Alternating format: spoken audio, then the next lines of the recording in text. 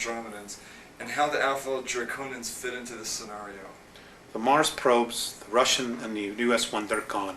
They were destroyed. They're history. There's no secret here about, well, it's taking pictures privately. And it doesn't matter whether you believe that or not, it's history. Okay. March of '89, the Russians took pictures. Mars was invaded. We had a human colony there of 300,000, so I'm told.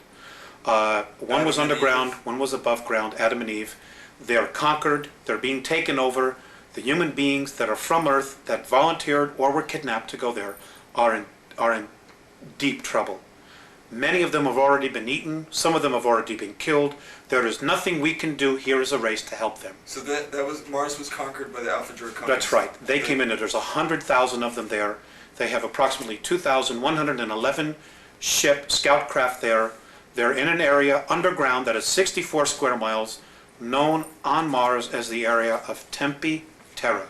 That's where their base is. Now, it's an ancient base that they had. It's over 1 million years old, and the last time it was in full bloom was 317,000 years ago.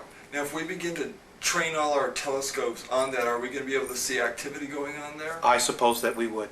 I have a feeling that they already are seeing incredible amounts of activity, but they're not allowed to say it.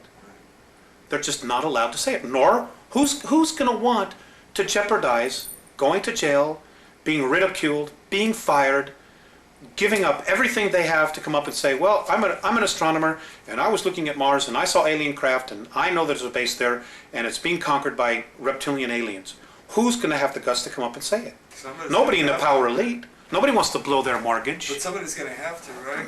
Well, yes. But eventually, it's going to be too late by the time they do it. Is that what you're thinking? Yes. And that's exactly what the Andromedans are thinking. You see, there are people probably saying, well, God, why don't they just come down and save us? There's a lot to that. Number one, if we're rescued, we don't permanently evolve ourselves. Number two, we won't take responsibility. If something goes wrong, we can always blame it on them. Number three, it doesn't just change our reality, it changes their reality as well.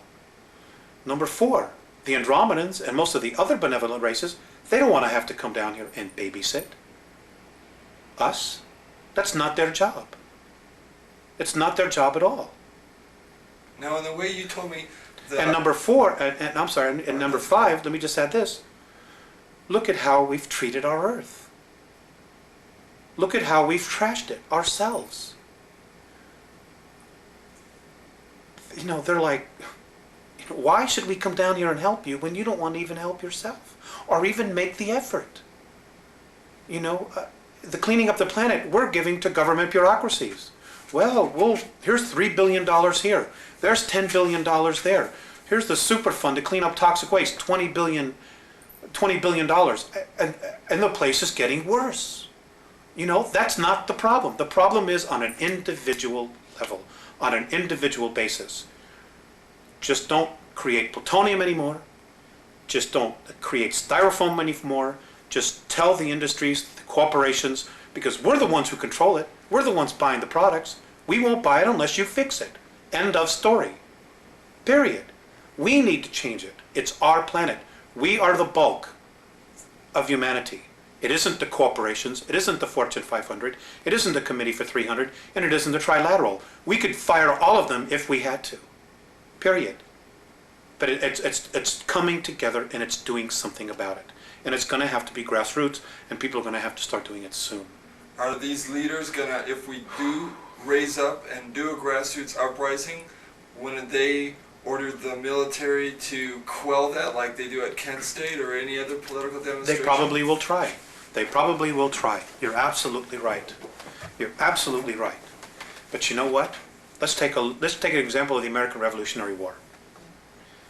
4% of the population of the colonies actually rose up and fought the British. Only 4%.